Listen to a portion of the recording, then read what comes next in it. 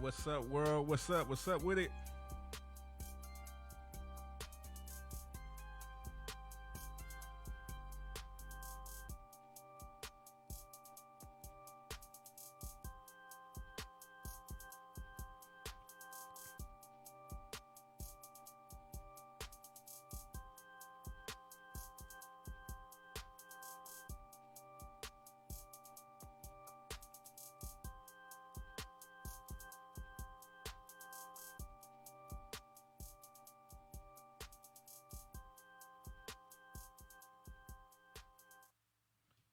Yo, yo, yo.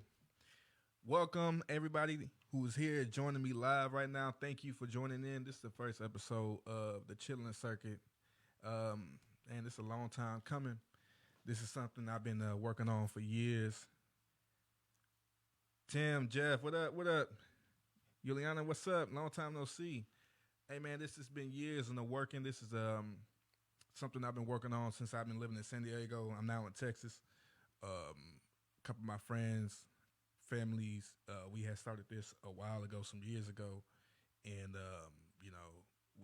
I just been working on it consistently ever since. I wanted to perfect the craft, and so what y'all seeing now is basically I gotten to a point where I feel comfortable, where I can bring y'all something that actually I think y'all actually will listen and tune into. So yeah, this is the Chitlin Circuit. For those wondering why I decided to call it the Chitlin Circuit, basically. For those who don't know, the Chitlin Circuit was something that was back in the day. A lot of African Americans or people of color or any type of entertainer had to go through these basically not so good venues to basically try to get on, and that's what I'm kind of taking from it. This is the type of podcast or video cast or just a platform, whereas you getting off. You know what I'm saying?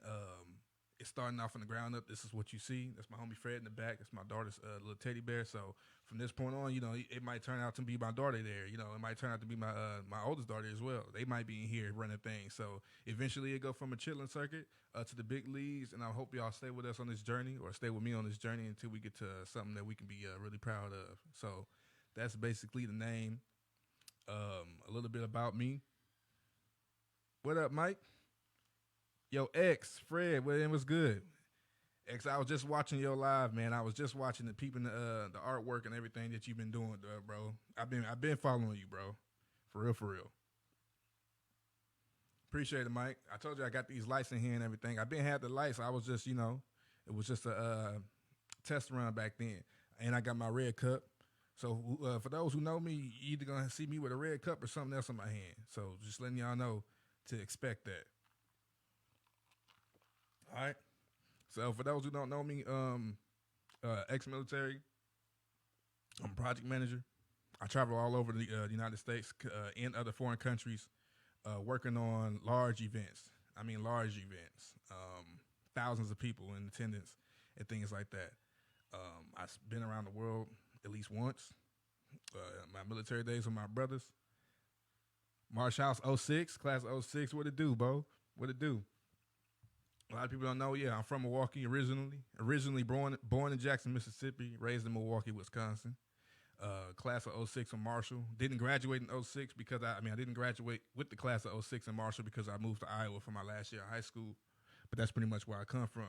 I was at John Marshall for 3 years until my senior year of high school. I moved right when my senior year was starting. So garage crowd. Nah, bro, man, do your thing. It starts off small. You know what I'm saying? This ain't nothing professional. Honestly, I mean, it's getting there, but it start off there. You know what I'm saying? And I'm just. This is what I do for work, so it makes it even easier. You know what I'm saying? So look, man, let me go ahead and get into what I really want to talk about. My first little topic. I was on WorldStar browsing the other day, and I came across a video or a clip, and in it, you got some youngsters. You know what? I'm just gonna put on the clip, man. I'm just gonna put on the clip. We're gonna talk about it. I'm gonna put it on. Y'all tell me what y'all think, or you know what I'm saying, what's going on.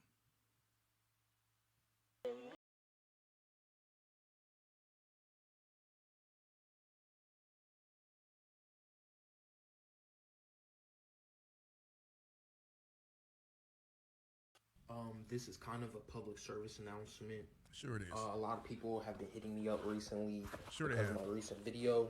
Like, I'm not gay. I have a daughter. Facts. Just don't follow me. All right, so I'm definitely not following them. Look, man, I want to talk about this because, oh yeah, my bad. Yo, Tim, my bad. Yo, Sioux City. On everything I love, Sioux City was one of the best cities I ever been to. All the people there treated me and my family with much respect, much love. I met some of the best homies, and I still got them as homies to this day. So on some real, Sioux City, slept on, for real, for real. But to the video, man, that was some of the gayest stuff I've ever seen in my life. I don't understand what's going on. It's already bad enough. We got this coronavirus thing. I wonder if it's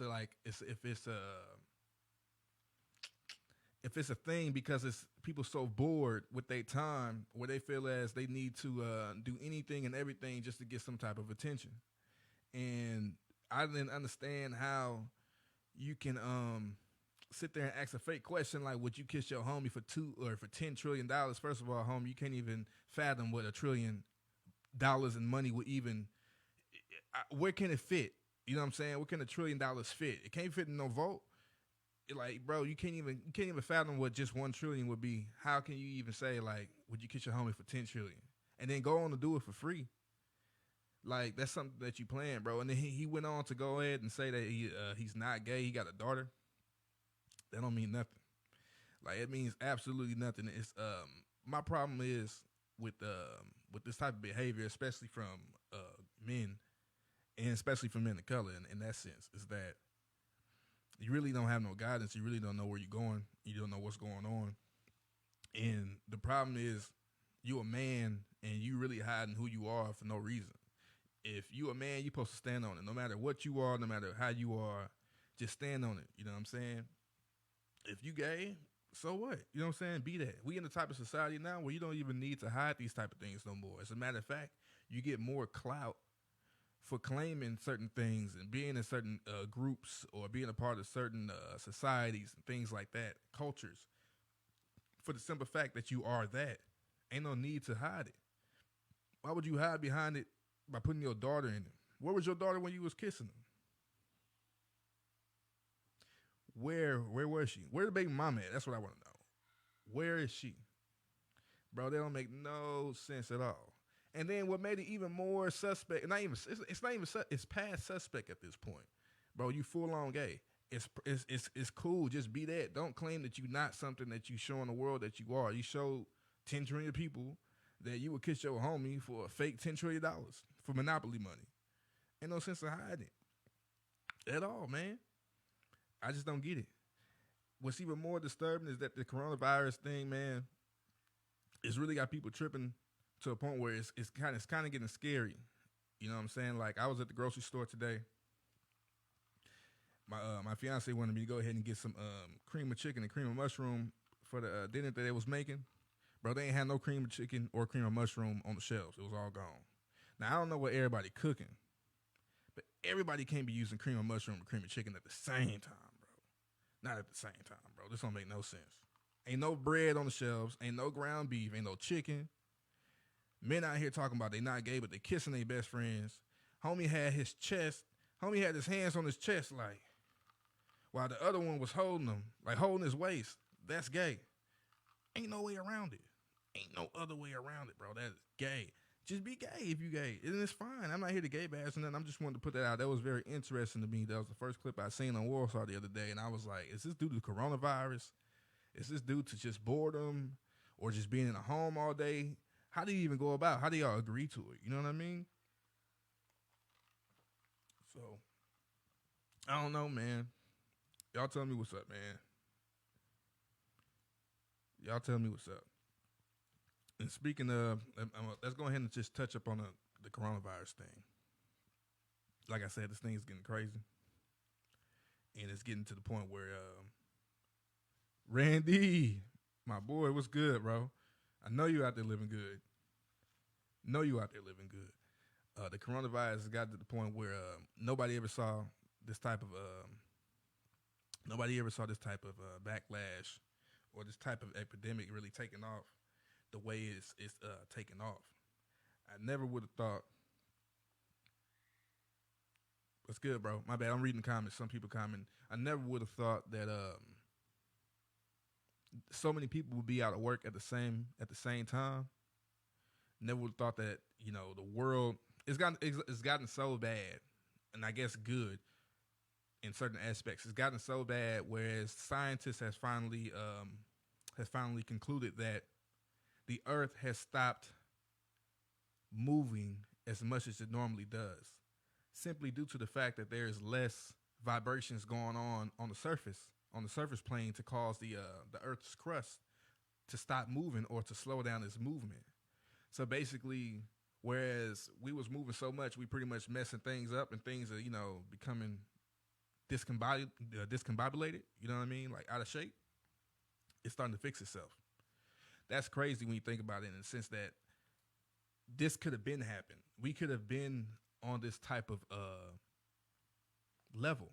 We could have been working from home. We could have been giving money to people that actually need it. Reparations could have happened already. If they giving $1,200 to families that make under this threshold amount, and that's each member, like the man and wife, or they're giving more to the married couples, then that kind of tells you, that kind of sets the precedent that reparations can actually happen. However they want to go about it, the first defense was it's just too many people to give reparations to, or how do they keep track of so many black people who were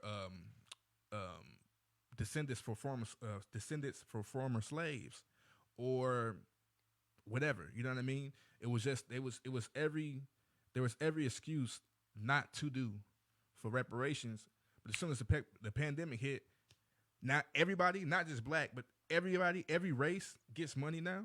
And I know we're going by household, but still, I mean, if you're gonna give reparations, just give it to grown people. Kids don't need it, right? So give it to the household. Give it to the people who lead the household, heads of household. Do it that way. Still ain't got it, and we're not gonna get it, especially because of this. We're not getting reparations ever, simply due from the coronavirus pandemic. So much money that's been being spent on this pandemic. It's ridiculous, and this a lot of things they're not telling us. A lot of things they're not really bringing to light, at least to my knowledge. Ashley, they're not really bringing things to knowledge. You know what I'm saying?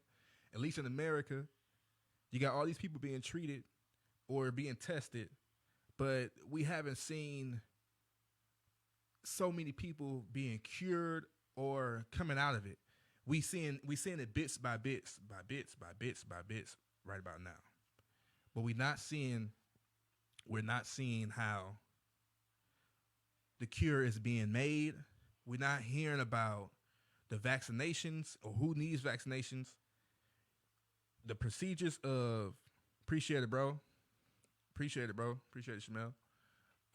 We're not seeing how people really being treated. All we seeing is people in hospitals, and they showing the same clips of the same hospitals, and they saying this in different areas. Y'all got to take notes to that. They saying this in different areas, so they tricking you.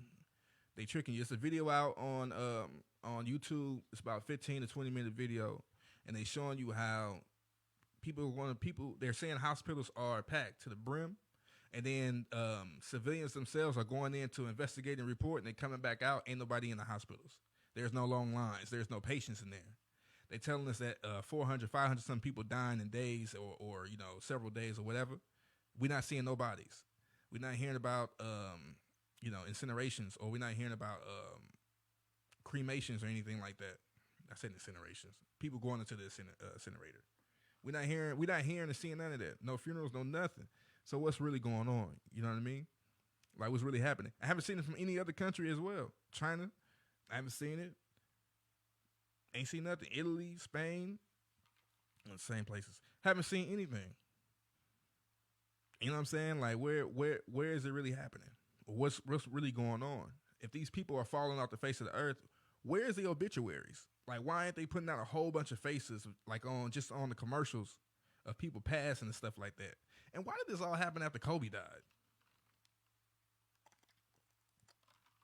Like, immediately.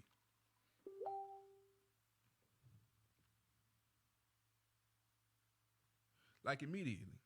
You know what I'm saying? It's just a lot of things to take note of, man. Now you got wild animals roaming the earth as they once did before. Ain't never seen this many rats in New Orleans. You know what I'm saying? Like they got fields full of squirrels, all types of stuff. It's Thailand had a whole street full of monkeys just running around like Planet of the Apes. It's crazy out here, cuz. And then they noticed that Wyoming is the only state, and this was my information comes from just as of yesterday, so it could be different today. But as of yesterday, Wyoming hasn't reported any deaths. Babe, I'm not moving Fred. Hey yo, whoever watching, Fred is staying, cuz Fred make me comfortable. Fred in it with me. Until I find somebody else, Fred is gonna have to stay. All right? Fred is staying. Fred gonna have to stay. You know what I mean? And have y'all noticed when you're in Walmart or you at the grocery store, it seems like some type of dystopian future, like some type of movie where they telling you over the intercom, like, wash your hands and stay 6 feet away and stuff like that. That's kind of crazy, right? And here's one thing I did notice. What if they pushing us to one area to either continue this virus or make it worse? What I mean by that is you can continue something, but it don't have to be worse. You know what I'm saying? But I'm saying, like, we all being pushed. It's okay to go to the grocery store, but you got to be 6 feet apart. It's okay to go to the grocery store. You got to be 6 feet apart. But you ain't going to be able to be 6 feet apart when it's 200-something people or 100-something people in the grocery store. The more people build up in there, you can't be 6 feet apart. At least here in Texas, they started to make both their Walmart and their other grocery stores fire exits. Whereas they have one entrance and one exit blocked off, and the other one you have to go into, and they got it roped off with caution tape and stuff like that. Whereas I see they're trying to make a chain gang or a streamline to try to make things easier, but that's not when you're only giving people one way to exit. Bringing everybody into one spot ain't really gonna help out. You know what I'm saying? I think it's better if we more widespread than we are being congested into one area. Now, a lot of people are staying at home, but a lot of people ain't. But when you got to go to the grocery store, you got to get groceries, bro. That's just it. You know what I'm saying? And anything can happen there. People picking up stuff and putting it back. This is where people licking, avocados and oranges and stuff and putting it up, and you don't know what's what. And since it ain't that much supply, you got no choice but to pick it up. You got no choice but to grab it. You don't want to starve, so what? Pick it up. And if humans just dying off of coronavirus and it supposedly came or started with the animals, then why ain't the animals dying off in droves as well? Like, they should just be falling off the face of the earth as well, but they not. If it's airborne and it's so contagious that the little particles can get into you, and that's why they're telling you wear the face mask, then how come, your dog who can smell way better than you can smell ain't died yet? I ain't hear about no animals dying from coronavirus since it started. All I'm saying is that this thing is getting to the point where it's scary. Like, to be honest with you, you can't really trust nothing. You got to investigate everything on your own. You got to come up with your own conclusions, your own opinions, hypothesis, everything on your own. You can't just let people tell you what's up. You know what I mean? You can't just believe the media right off the bat. Some media outlets are credible, some aren't. And some people, some reporters are credible, some not. Some got a secret agenda, some don't. You know what I mean? So that's what I'm gonna get off this coronavirus thing. But that was the first thing that came to mind when I was thinking about it. That it don't make no sense, man. It don't make no sense.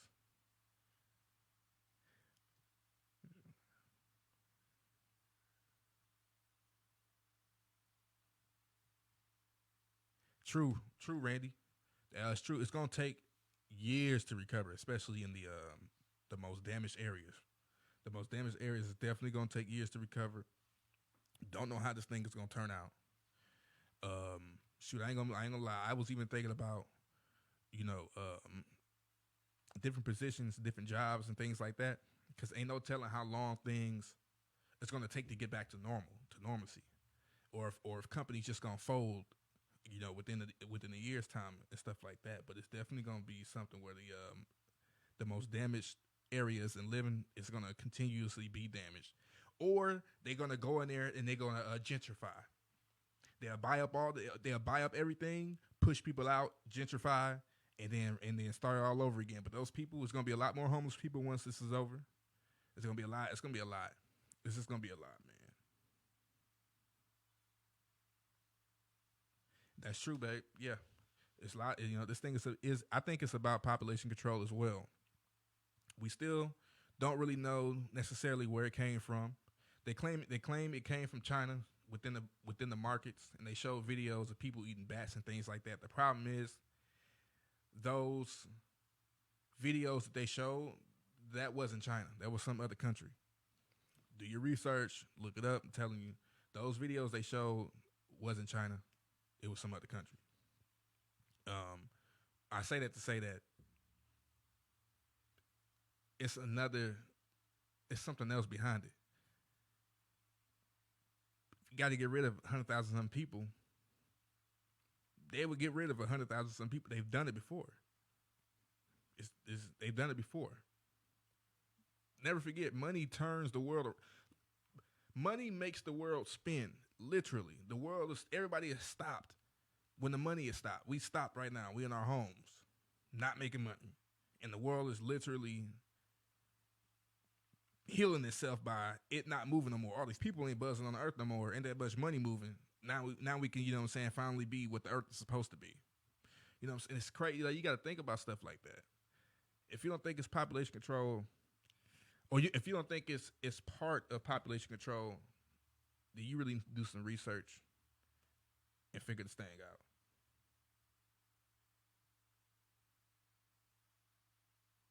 That's true.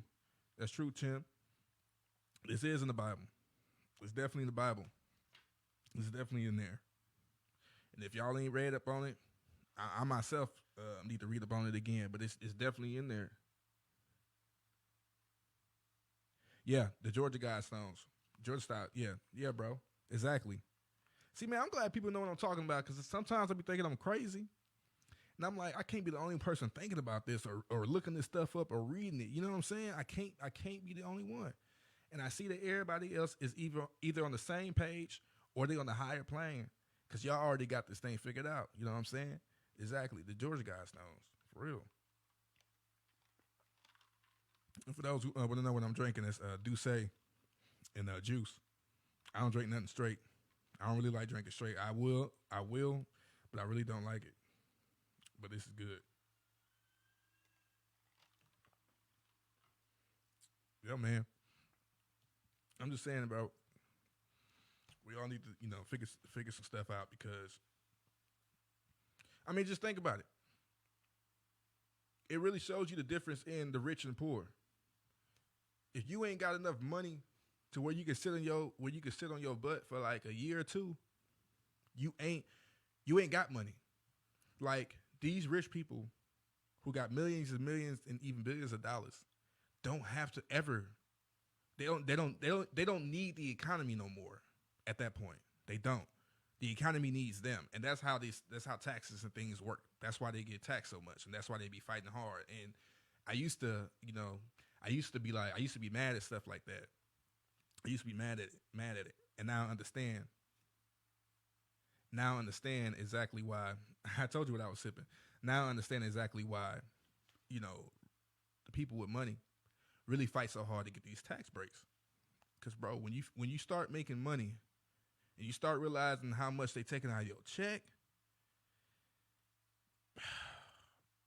God, bro, it turn you to a whole nother person. You be like, how can I? It makes you want to make more money just so you can balance it out. Like, bro, then it took 1,000 out of my check, and I'm leaving you with probably, I don't know how much. Let's just say you making, if you bring it home like 4 or 3 to 4 a check, bro. If you bring it home 3 or 4, no, not bring it home before tax. If you making like 3 or 4, you probably getting taxed about half of that, bro. To be honest with you, so you're not really seeing what you really want to see. You basing things off of what you make before tax, your salary. You know what I'm saying? Your base salaries. You basing off what you make before tax. If you look at what rich people bring in, if you see what they bring in, you saw what they was getting taxed. You'll be flabbergasted. Like, bro, I can't believe that. You know what I'm saying? So it makes sense. It really do. The point I'm trying to make is, if you ain't got enough money to sit on your butt for a year or two, you don't have money. You don't. You don't have enough money to do anything. And that's what this coronavirus is kind of proving. People don't even have enough money to sit down for a couple months. I myself included. You know what I'm saying? Like, I got stuff in the bank, but I can't say like 6 months down the line I'm gonna be good. I would never. I'm not even going front. People don't even have enough to do that for 6-7 months or a year, things like that. And that's the type of mindset you want to be in, starting from today or from this coronavirus going forward. You want to start getting into the mindset where you got to figure out, how am I going to provide for myself and or my family for a year or so, for 2 years, and how can I support the things that we actually want to do? It's going to get to a point where you might just be only paying for rent, food, bills, and stuff like that. And you want to go out to the mall, you want to go out to eat, and you can't. So that's the type of stuff we need to be figuring out. That's what this coronavirus is really, on the good end of the spectrum, is really doing for us. It's making you more creative. It's allowing you to think outside the box and work for yourself, or like me with this whole podcast thing, actually, follow your dreams and go through with it. You know what I'm saying? That's where I'm looking at it. I feel like it's a double-edged sword what's going on.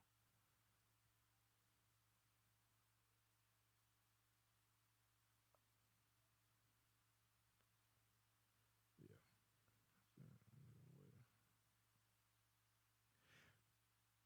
That's true. True shit. Excuse my language. We got to come together. Like bro said, grow your own food. Shoot. Start practicing in-home or home economics within your home, teaching your children how money should be passed around. I'm reading a book called Powernomics. And forgive me, I can't think about the author right now, but I give it to y'all, probably next time I get online, or I'll probably post it. But I got a book called Powernomics, and it's kind of teaching how the money should be passed around at least 7. The money should be touched 7 times within the community before it goes outside of the community. It don't matter if your community is all black, white, Mexican. It don't matter. It don't matter if your community is integrated and that's your immediate community. The point is, it needs to be touched 7 times within people that you know of. Like, hey, I'm gonna give you this money. That way, the money stays within the circle and it's gonna stay there. And it's gonna allow it to grow by it staying in the circle. And then you passing along, you know what I'm saying? You're giving this person $1. He turns around and give it to that other person, and eventually it'll come back to you. You know what I'm saying? Eventually, money is gonna make money. But money doesn't make money when you start taking it outside of your circle. And that's the point the book is trying to make. Well, that's one of the many points the book is trying to make. Powernomics, for those who want to know, it's a book called Powernomics, written by a doctor. I can't remember his name right now, and I don't feel like going downstairs to grab the book. But if you ain't read that book yet, start get it now, because it's the perfect type of condition in which you really need to start reading upon things like this.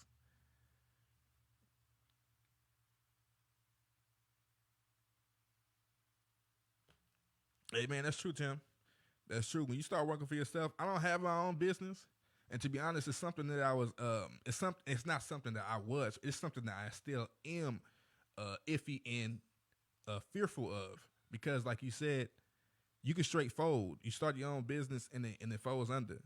I've been blessed to be around some successful black women within my immediate circle who started their own businesses, and they're very successful at it.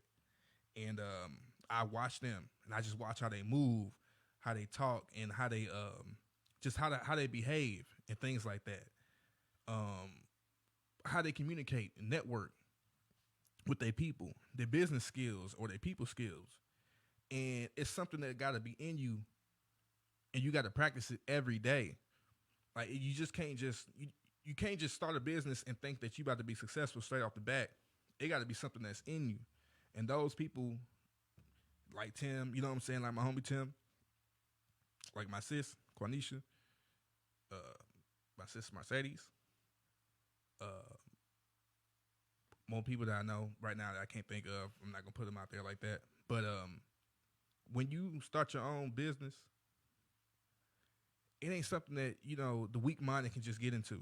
You got to be strong minded. You got to be strong willed. You got to be dedicated. I'm getting all type of text messages and stuff. Excuse me, y'all. You got to be strong minded and everything above when you starting your own business. And I don't know too much about it because I don't have my own business.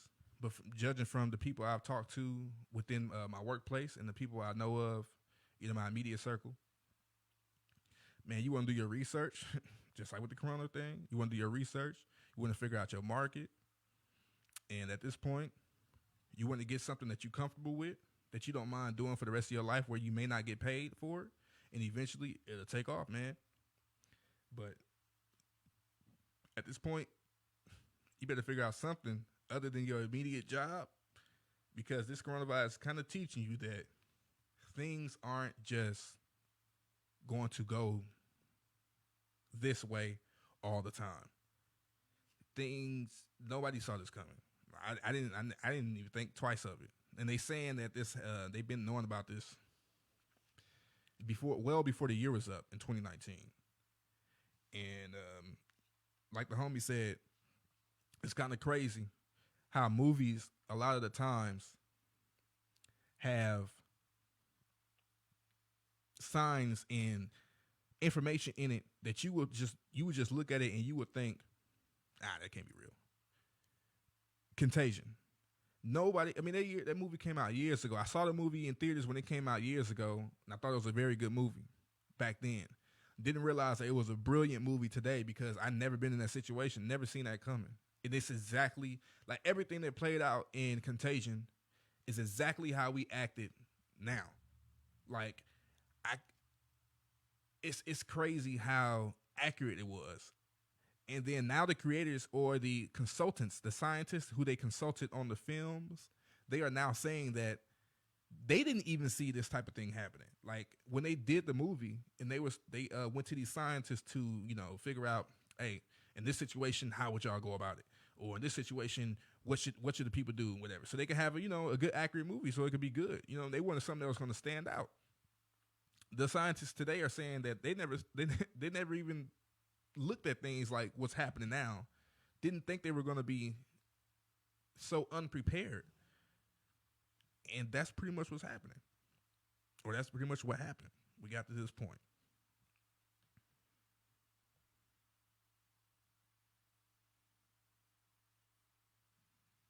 Yeah, I'm going to check that book out. I like reading. I try to read at least. I know people might laugh, but on some real, I try to read at least two. No, I'm lying. I try to read at least one book a year.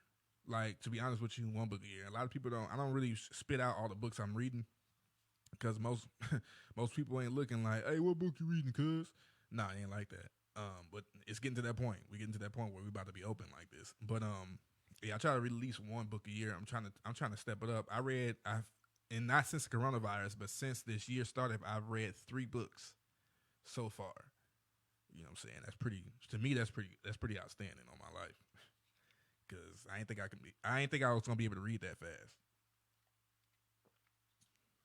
Hey man, so I want to kind of switch it up a little bit. I was tagged in this video or this clip, and I'm not gonna play the clip. If you do want the clip, just hit me up in my messenger and I'll forward it over to you guys.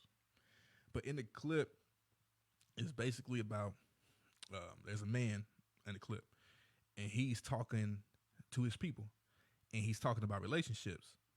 And in it, he's talking about what it is to be a man, and you taking care of your family or your wife or your spouse, whoever, your significant other. And basically, long story short, the clip is it's about 5, 6, 7 minutes. In it, he's saying it's a man's job, or for him, being the man of his household is him taking care of the finances. And not just the finances, but mainly the finances being taken care of, but also being there, being present, doing acts of services and things like that. Just being a part of the family or being that man in that role is what a man's supposed to do. He goes on to kind of say like his woman or his wife ain't never had to pay for rent. His wife ain't never had to pay no bills. She ain't had to worry about paying for groceries. And he's been doing this for almost 20 years. And I can do nothing but be applauding of that. To me, and I think he also, and you know, I could be wrong, but I think he goes on in the video to say that if you got it, that's what you should be doing. And that's what I wanted to say. And if you got enough to provide for your woman, I mean, like, you can pay the rent by yourself. You can pay all your bills by yourself. You really don't need her financially. You want her, you know, emotionally, physically, spiritually. That's, to me, that is the goal. Like, what other need is there?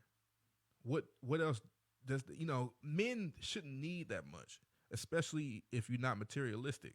Now, if you into materials and things of that nature, fine, you know what I'm saying? So be it, to each his own. You know what I'm saying? That's if that's what you want. You know what I'm saying? But if you one of those stand-up dudes and you claim yourself, you know, I'm a man, I take care of mine, blah, blah, blah.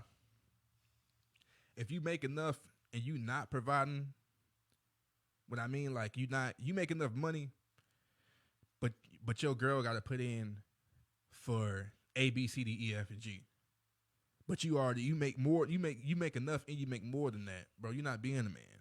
Like, if that's your girl. Now, if she's not your girl and she's just somebody that is, you know, stepping stone, passing the time, whatever might have you, understandable. You know what I'm saying? And she got to understand that some women don't be knowing their roles and their positions within their relationships, and that's where things start to take a turn. You talking about ask somebody in? Why don't you come in? Y'all can come in on the subject. You know what I'm saying? Anybody want to come in on the subject? You want to hop in on this podcast? You can always messenger call me. I can pull you right up, or you don't have to have your video on. I can just do audio. However, you know what I'm saying? You don't have to be here if you want to be on the show. You don't have to be here physically to be on the show. You don't have to be here physically to be on the show.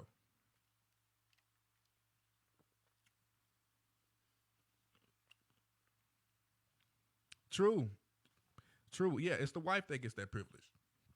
True. What I'm saying is, if the man has it and he don't want to do it and he's not doing it, you're not. And my bad. The man has it and he's not doing it, and that's his girl, that's his wife, that's his baby mama, and he's serious about her and all these other things. But you still want her to pay this and pay that and whatever. I don't know, bro. It's nothing bad to go half if that's what y'all agreed to. But in my situation, not in my situation, but using myself as an example, because that's pretty much what I'm gonna do. I got other people, I'm not gonna put them out. But using myself as an example, I pay for almost everything. I would say 75%. Or I would say 75% I pay. Right? 75% I pay for things. The other 25% she push in. And sometimes it might go 50-50. True. Hey, ooh, good point, Randy. I want to pin that comment, actually. How can I do that? Okay, cool. Yeah. So, sorry. My situation. I'm either 75 in certain situations or certain times or whatever. I might come down to 50. You know what I'm saying? It just depends. But that's well communicated. The point I'm trying to make is this. I don't need my girl's money because I make more than enough to have for myself and for us. As a man, there's not much I need material-wise. Especially if one, I'm in my 30s. You know what I'm saying? I've acquired the things I've wanted throughout life thus far. And you get to a point, you start to get to a point where you start to get to a point as a man where it's like, what else is there? Man, my bad. These comments coming in quick. I can't read them all. Try to comment. My bad. I'm gonna keep going. It comes to a point as a man where you like, what else do I need?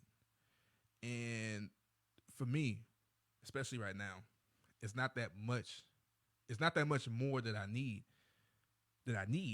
There's a lot that I want, but not that I need, which means that my wants can wait. And that's the problem that's going on with our generation right now, or the younger generation. They want to want before their needs. They don't want to meet their needs before their wants, and that's the problem. You got you a woman, she down for you, she holding you down, she staying true to you, she staying faithful. All your checklists, she check off on your checklist. But then when it comes to finances, you want to hit her with the 50-50. That introduces a whole nother diaspora, a whole nother problem. It can introduce a lot of things within a relationship that's going to take a downfall that you don't want to go through. Finances are at the top 5 of any relationship, no matter what you think, whether it's yours or hers. And I think for healthy relationships that last long, the man usually steps up and he's usually blessed to be in a position where, not usually, he ends up getting blessed to be in a position where he can hold his own in her. Because to be honest, that's a checklist. That's a check off that most women are looking for when they say security. They don't just mean like being safe and protected in the sense of danger or violence. They mean it in their life. You know what I'm saying? Their livelihoods. They want to be secure knowing that he got it. He can take care of it while I focus on this. He gonna hold it down. I don't have to worry about being homeless, years down the line, whatever. He got it. You know what I'm saying? That's what women mean when they want, at least that's what I think women mean when they want security. I could be totally wrong. But that's a part of it in my eyes. That's what I think. But if you can't do that and you're not communicating to your woman that you can't do it, you also not being a man. Men communicate. That's your job. That's the only thing you got besides action. You got to open your mouth and tell her like, yo, this is where I'm at with it. If you can't meet me halfway, then ain't too much we can do. Or ain't too much I can do for you. Let her be able to give her the chance to make that decision or to make a decision, some type of choice, something where she like, all right, do I want to continue this or whatever? And then it goes wherever it's gonna go. You know what I'm saying? The point I'm trying to make here is, man,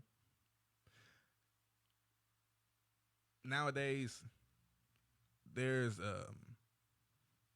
gray areas on roles. And you know what? I haven't even talked about the woman's role. Like I said, women, some of them forget their roles. Some of them know their roles and ignore it. But I can't comment too much on that aspect because then I'll be being biased, to be honest with you. But what I want to say about the women's roles is women got to communicate what they want. Men are not mind readers. We're not. And we know your needs because that's the first thing. Those are usually the first things you learn within the first couple of days or weeks of dating is a woman needs. As far as her wants, you find that out with time as you deal with her. She gonna want different things as time go on. If you haven't properly communicated that with your man, your wants, your needs, what do you expect? What do you expect from him? He can't even be that man if you haven't communicated that to him? How can he be that man for him? How can he be that man for you if you haven't told him how you want him to be as a man for you, not just for, women, but for you in general? He can't be. And that's where I think, at least now, today's time and these new generation of people or kids coming up, they kind of miss that whole communication point. And some of them don't even know how to communicate. They don't know. They don't really know how. They don't even know how to use their words. They don't even know. They don't even know that many words, because nowadays everything is digital. It's on the phone. It's being auto corrected for them, or it's not even, iPhones won't even let you say certain words. So you might send it out and you didn't even know that you didn't even mean to say that word at all. You know what I'm saying? Like, so what I'm saying is the new generation, they're having trouble with communicating because they're not being taught that in school, as a priority. They're being taught how to navigate social media. They're being taught how to capitalize within social media as well, as far as networking, using social media platforms for your business, or they're being taught how to be content creators and not, creators or inventors within reality. What I mean by that is anybody can create content. Not everybody can create software. Not everybody can create tools, physical tools to better life.